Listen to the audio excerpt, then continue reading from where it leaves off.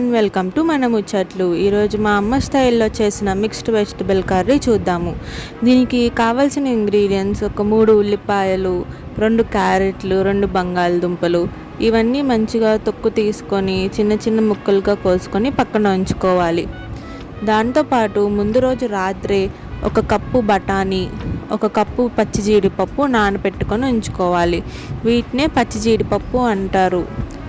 ఈ జీడిపప్పు కాల్చక ముందు ఉండేదే పచ్చి జీడిపప్పు. ఈ సీజన్లో మా సైడ్ ఇవి చాలా బాగా ఎక్కువగా అమ్ముతారు. ఇవి ఏ కర్రీలో వేసుకున్నా చాలా టేస్టీగా ఉంటుంది. పేస్ట్ చేసి కూడా కర్రీస్లో వేసుకోవచ్చు. వీటి గురించి మీకు తెలిస్తే కమెంట్ చేయండి.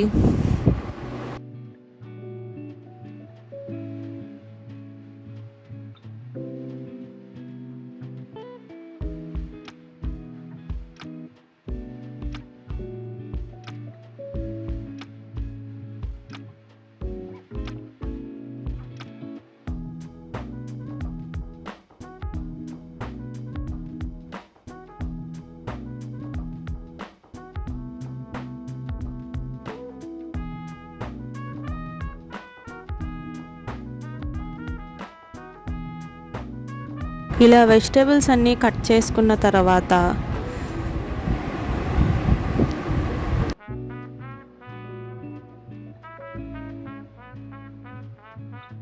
స్టవ్ మీద ఒక ప్రెషర్ కుక్కర్ పెట్టుకొని దానిలో ఒక 3 టేబుల్ స్పూన్స్ ఆఫ్ ఆయిల్ వేసుకోవాలి. ఆయిల్ మరిగాక బిర్యానీ దినుసులు వేసుకోవాలి. ఒక 2 యాలకులు, 3 లవంగాలు, అనాస పువ్వు, దాల్చిన చెక్క, బిర్యానీ ఆకు వేసుకోవాలి. అవి కొంచెం ఫ్రై అయ్యాక పచ్చిమిరపకాయలు, ఉల్లిపాయలు వేసుకోవాలి. వాటిని కాసేపు ఫ్రై చేసుకోవాలి. కొంచెం వైట్ కలర్లో వచ్చేంత వరకు ఫ్రై చేస్తే సరిపోతుంది.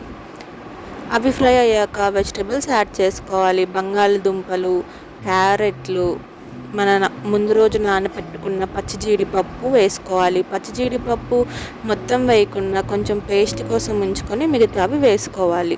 తర్వాత పచ్చి బఠానీ వేసుకోవాలి.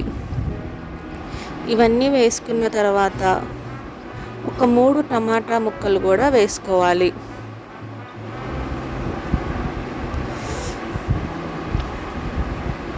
ఇవన్నీ వేసిన తర్వాత దానిలో ఒక చిటికెడు పసుపు, తగినంత ఉప్పు, ఒక 1 టేబుల్ స్పూన్ ఆఫ్ అల్లం వెల్లుల్లి పేస్ట్ వేసుకోవాలి.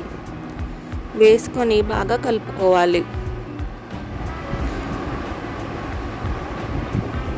కలుపుకున్న తర్వాత ఒక 5 మినిట్స్ వాటిని హైలో పెట్టి ఉడికించాలి.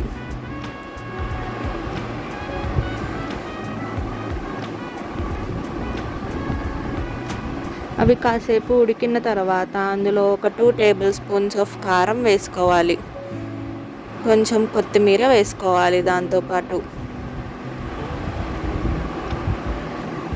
వేసుకొని బాగా కలపాలి. కలుపుకొని మళ్ళీ కాసేపు మగ్గించుకోవాలి.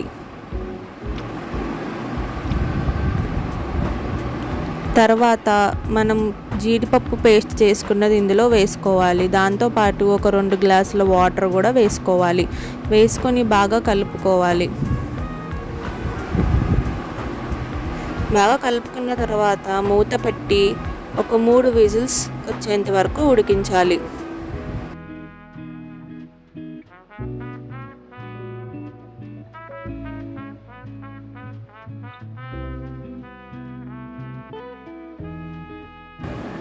మూడు విజిల్స్ వచ్చాక స్టవ్ ఆఫ్ చేసుకొని కుక్కర్ చల్లారాక మూత ఓపెన్ చేసుకొని చూసుకోవాలి.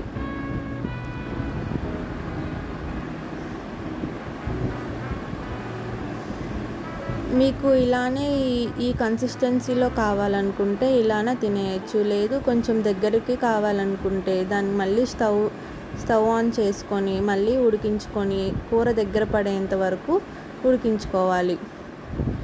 ముక్కలు ఉడికాయో లేదో చూసుకోవాలి. ఒకవేళ ముక్కలు ఉడకకపోతే మళ్ళీ ఇంకొకసారి ఒక విజిల్ వేస్తే ముక్కలు ఉడికిపోతాయి.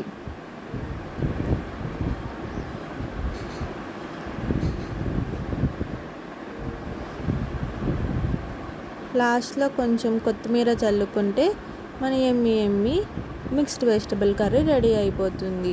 ఇది రోటీలోకి, రైస్లోకి చాలా బాగుంటుంది. డైట్లో ఉన్న వాళ్ళు కూడా ఈ కర్రీ తీసుకుంటే చాలా మంచిది. ఇంకా ఎన్నో మంచి రెసిపీస్ కోసం సబ్స్క్రైబ్ టు మన ముచ్చట్లు.